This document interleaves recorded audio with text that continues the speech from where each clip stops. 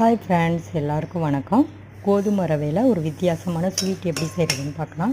ஒரு கடாயில் கொஞ்சமாக நெய் விட்டு 1 டம்ளர் கோதுமை ரவை, 1/2 டம்ளர் பாசிப்பருப்பு ரெண்டையும் லைட்டாக வறுத்துட்டு அதில் 1க்கு 2 பங்கு தண்ணி 1 பங்கு பால் விட்டு குக்கரில் ஒரு விசில் விட்டு எடுத்து வச்சுக்கிட்டேன். வெல்லத்தை நல்லா பாகு காய்ச்சி அந்த வெந்த கலவையில் கொட்டி அது கெட்டியானதும் ஒரு கடாயில் நெய் விட்டு முந்திரி தாளித்து அந்த வெந்த கலவையில் கொட்டினா சுவையான கோதுமை ரவா கேசரி ரெடி. நல்லா டேஸ்ட்டாக இருந்தது. இதுதான் முதல் தடவை ட்ரை பண்ணி பார்த்தேன்.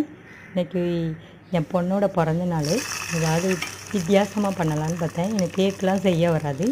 சரி, இதை செஞ்சு கொடுப்போம் அப்படின்னு தோணுச்சு. நல்லா டேஸ்ட்டாக தான் வந்தது. இது எப்படி இருக்குன்னு நீங்களும் செய்து பார்த்து சொல்லுங்கள். தேங்க்யூ.